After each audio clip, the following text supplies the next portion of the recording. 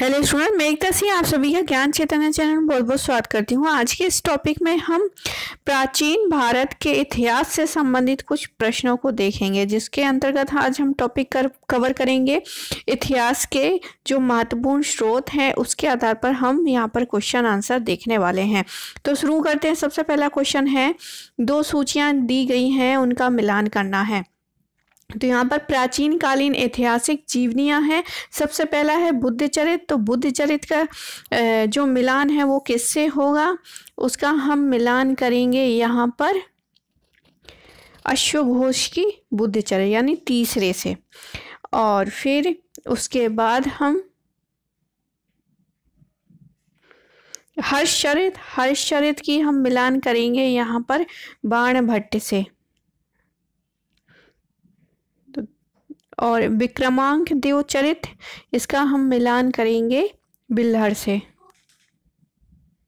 रामचरित का जो कि है डी नंबर, उसका हम मिलान करेंगे संध्याकर नंदी। रामचरित का संध्याकर नंदी। और नव सहसांक चरित जो है पद्म गुप्त से। सो इस हिसाब से जो है बी ऑप्शन यहाँ पर क्या है हमारा सही हो जाएगा। पहले का अश्वघोष, दूसरे का बाणभट्ट यानी हर्षचरित का बाणभट्ट, विक्रमांक देवचरित का बिल्हड़, और रामचरित्र का संध्याकर नंदी, नव सहसांक चरित पद्म गुप्त। तो बी ऑप्शन यहाँ पर सही हो जाएगा। अगला क्वेश्चन है, प्राचीन कालीन किन ग्रंथों में 16 जनपदों का उल्लेख हुआ है। तो यहाँ पर जो सही आंसर आने वाला है वो है, पहले तो अंग्युत्तर निकाय में 16 जनपदों का है, और भगवती सूत्र में जैन ग्रंथ है, और ये बौद्ध ग्रंथ है। इन दोनों में क्या है 16 जनपदों का उल्लेख किया गया है। तो डी ऑप्शन यहाँ पर हमारा सही हो जाएगा। अगला क्वेश्चन है, यूनानी लेखकों को उनकी रचनाओं के साथ सुमिलित करना है। तो यूनानी लेखक दिए गए हैं और उनकी जो पुस्तकें हैं यानी बुक्स हैं, उसका यहाँ पर मिलान दिया गया। तो मेगस्थनीज की हो जाएगी इंडिका। तो सेकेंड ऑप्शन यहाँ पर सही है, सेकेंड ऑप्शन। आगे देखते हैं और मिलान देख लेते हैं। मेगस्थनीज की इंडिका, टालमी की हो जाएगी ज्योग्राफी। अज्ञात लेखक जो हैं वो है पेरिप्लस ऑफ द एथेरियन सी,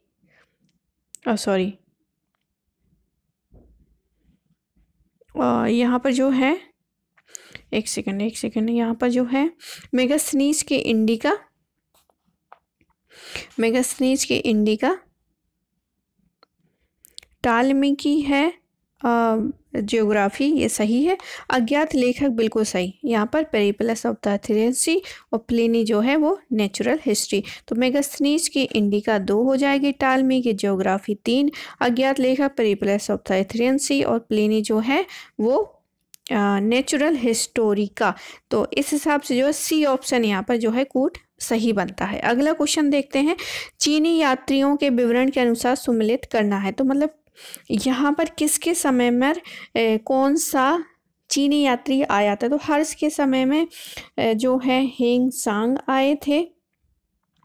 फाहियान जो है चंद्रगुप्त द्वितीय के समय में आए थे। और इत सिंह 1 2। तो यहाँ पर जो सही होगा वो है सी ऑप्शन, यानी कि फाहियान जो हैं वो चंद्रगुप्त द्वितीय के समय, हेनसांग जो है हर्ष के समय पर आए थे। इत सिंह जो है वेशभूषा, खान पान, इन सब का क्या है उल्लेख करते हैं।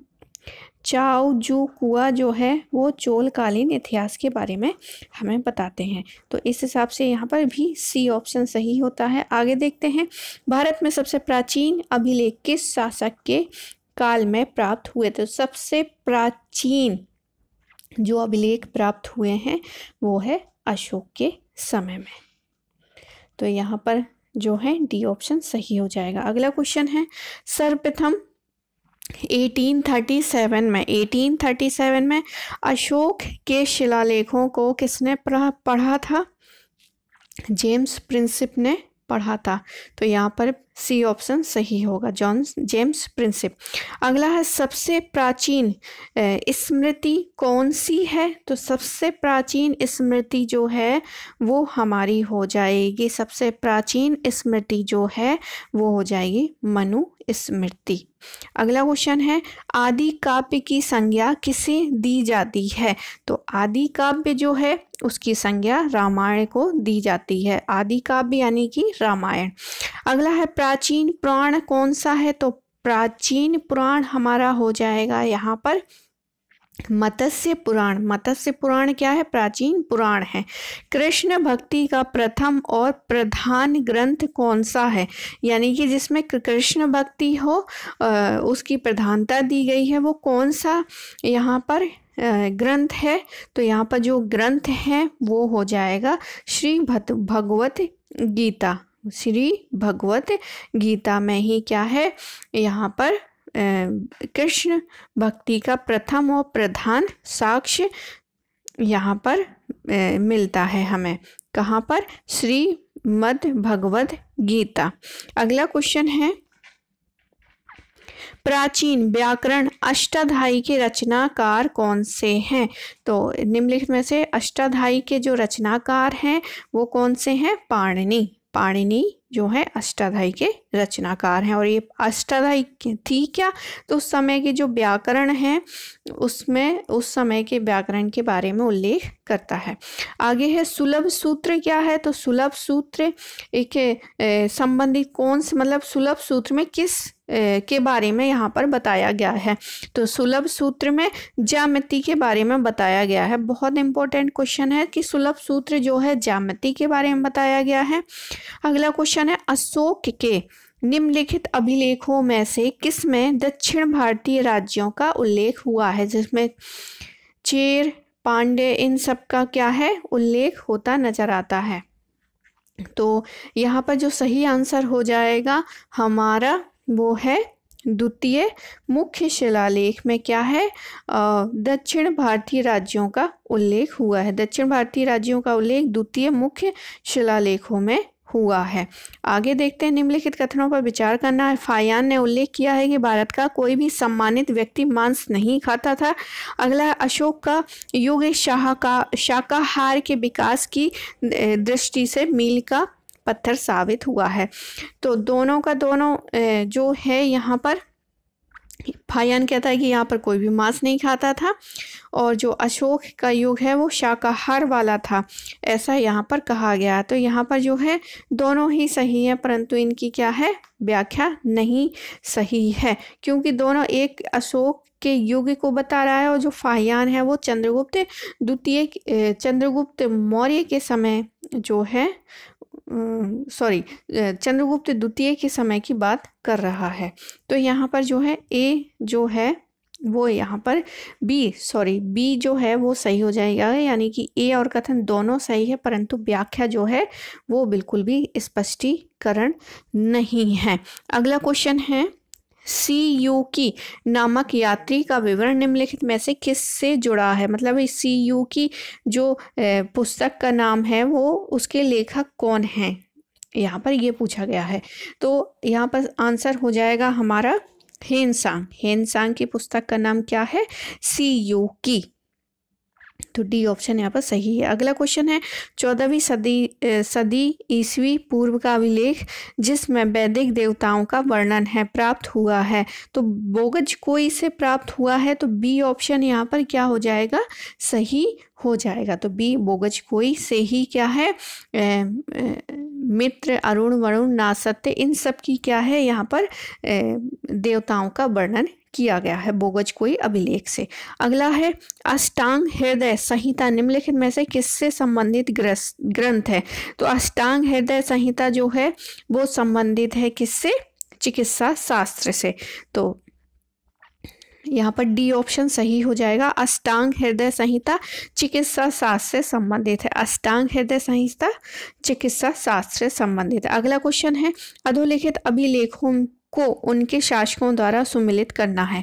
तो यहाँ पर कुछ अभिलेख हैं और उनसे संबंधित शासक हैं, तो ये हमें यहाँ पर बताना है। तो यहाँ पर सबसे पहला है हाथी गुफा अभिलेख। हाथी गुफा अभिलेख, हाथी गुफा अभिलेख, यहाँ पर जो सही होने वाला है वो है खारवेल का हाथी गुफा अभिलेख।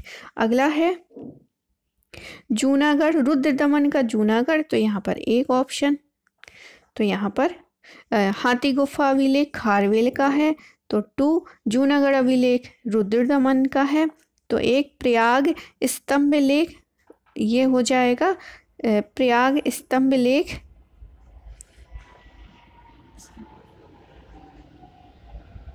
तो यहाँ पर क्या है, प्रयाग स्तंभ लेख स्कंदगुप्त का हो जाएगा। तो यहाँ पर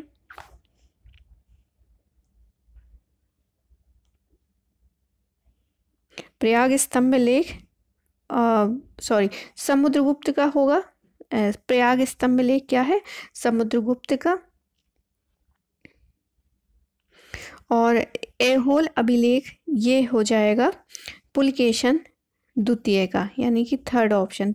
ऐहोल अभिलेख पुलकेशन द्वितीय। भीतरी और जूनागढ़ अभिलेख हो जाएगा स्कंदगुप्त का, स्कंदगुप्त का भीतरी और जूनागढ़ अभिलेख, तो ए ऑप्शन ही यहाँ पर सही है। अगला क्वेश्चन देखते हैं।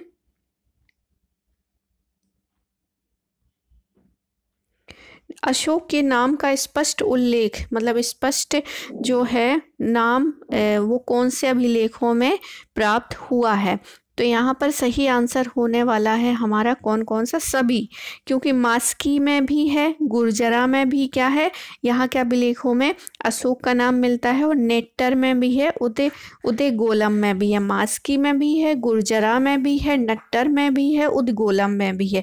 एक बार फिर से देखते हैं कि अशोक का नाम जो है स्पष्ट अभिलेखों में मिलता हमें कहाँ कहाँ, मास्की में, गुर्जरा में, नट्टर में और उदयगोलम में, तो ई ऑप्शन जो है वो हमारा सही हो जाएगा। आगे देखते हैं। मध्य एशिया के बोगज कोई अभिलेख में विभिन्न देवताओं के नाम का उल्लेख हुआ है, तो जब बोगज कोई नाम आया था वहाँ पर मैंने बताया था कि मित्र, नासत्य, अरुण, इंद्र जो है वो सारे के सारे यहाँ पर मिलते हैं, इंद्र, मित्र, वरुण, नासत्य, तो यहाँ पर भी क्या है, ई ऑप्शन यहाँ पर सही हो जाएगा। तो एक बार फिर से देख लेते हैं। तो मध्य एशिया में बोगज कोई अभिलेख मिलता है जिसमें कौन कौन से देवता हैं, इंद्र हैं, मित्र हैं, वरुण हैं, नासत्य हैं। तो आई होप आपको ये वीडियो पसंद आया होगा। पसंद आया तो प्लीज़ लाइक करें, शेयर करें, सब्सक्राइब करें। पूरा वीडियो देखने के लिए आप सभी का बहुत बहुत धन्यवाद। मिलते हैं एक और वीडियो के साथ।